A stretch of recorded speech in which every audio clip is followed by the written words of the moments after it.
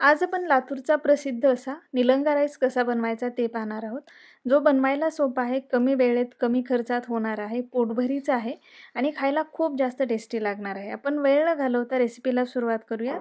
त्यासाठी इथे तांदूळ घेतलेले आहेत. शक्यतो निलंगा राईस बनवण्यासाठी जो चांद-तारा तांदूळ मिळतो तो वापरला जातो किंवा तुम्ही कुठलाही कोलम तुमच्याकडे जो असेल तो घेऊ शकता. आणि यासोबतच आपल्याला मसूरची डाळ लागते. तर 2 कप तांदूळ असेल तर पाव कप एवढी आपल्याला मसूर डाळ लागते. आता हे स्वच्छ धुवून घ्यायचं आपल्याला. इथे मी डाळ तांदूळ चांगलं धुवून घेतले. यासोबतच आपल्याला काही भाज्या लागतात. तर त्यासाठी इथे मी बारीक चिरलेला कांदा, हिरवी मिरची, टोमॅटो, मेथीची भाजी, बटाटो, आलं लसणाची पेस्ट आणि शेंगदाणे घेतलेले आहेत.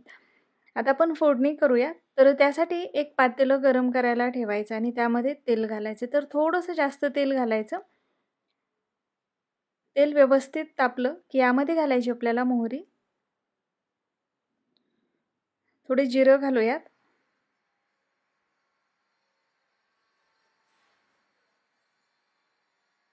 आता यामध्ये आपल्याला कांदा घालायचा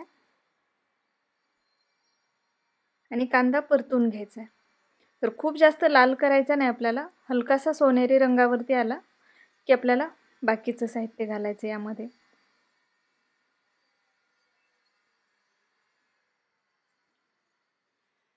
कांदा थोडासा परतून झाला की यामध्ये मी हिरवी मिरची घातलेली, आलं लसणाची पेस्ट घातली. पुन्हा याला परतून घेते. आलं लसूण घातल्यानंतर 2 ते 3 मिनिटं परतून घ्यायचे आपल्याला आणि यामध्ये टोमॅटो घालायचे. तर 2 मध्यम आकाराचे टोमॅटो घेतलेले आहेत मी. टोमॅटो घालून याला चांगलं परतून घेऊयात.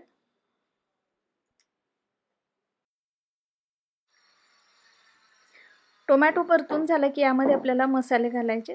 यामध्ये मी थोडी हळद घातली, यासोबतच काळा मसाला घालायचा आणि थोडी मी लाल मिरची पावडरही घातली. तर यामध्ये शक्यतो काळ्या मसाल्याचाच वापर केला जातो.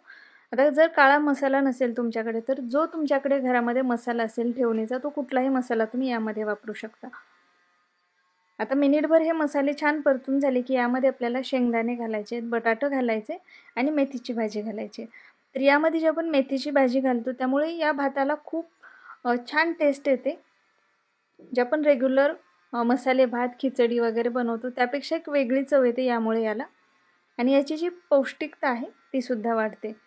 आता हे सगळं घालून मी याला थोडंसं परतून घेतलेलं आहे. या पद्धतीने आपल्या छान भाज्या या सगळ्या परतून झाल्या की यामध्ये आपण जे तांदूळ धुवून ठेवलेले होते ते घालायचे.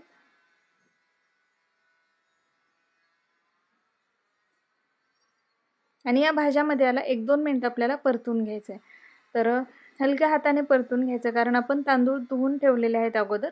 बरेचदा त्याचे तुकडे होऊ शकतात त्यामुळे थोडंसं हलक्या हाताने याला भाज्यामध्ये फक्त मिक्स करून घ्यायचे.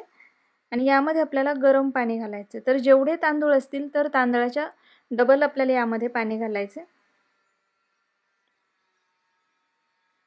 आणि पाणी शक्यतो गरमच घालायचं. तर पाणी घालून एकदा ढवळून घेते. यामध्ये आता आपण चवीनुसार मीठ घालूयात. यासोबतच काही मसाले घालायचे आहेत आपल्याला ज्यामुळे आपला जो निलंगा राईस आहे त्याला टेस्ट खूप छान येते. आता यामध्ये मी 1 टेबलस्पून एवढं साधारण कसुरी मेथी घालते. यासोबतच आपल्याला थोडासा गरम मसाला घालायचा आहे आणि थोडंसं तूप घालायचं. तूप किंवा डालडा काहीही वापरू शकता तुम्ही. इथे मी थोडंसं तूप घातलेलं आहे आणि त्याचं जे प्रमाण आहे तेही तुम्ही आवडीनुसार कमी जास्त करू शकता. थोडी कोथिंबीर घालते. हे सगळं एकदा व्यवस्थित मिक्स करून घ्यायचे. गॅसची फ्लेम आपल्याला कमी करायची आणि यावरती झाकण ठेवून आपल्याला भात छान शिजवून घ्यायचा आहे. तर या पद्धतीने आता भात मी व्यवस्थित शिजवून घेतलेला आहे. याला शक्यतो चुलीवर बनवलं जातं आणि त्याला मस्त दम दिला जातो. तर शक्य असेल तर तुम्ही याला दमही देऊ शकता. पातेल्याच्या वरती झाकण ठेवून त्यावर विस्तव घातला जातो आणि त्याला मस्त असा दम दिला जातो. तर त्या पद्धतीने सुद्धा तुम्ही बनवू शकता. तर इथे मस्त आपला भात शिजून तयार झालेला आहे.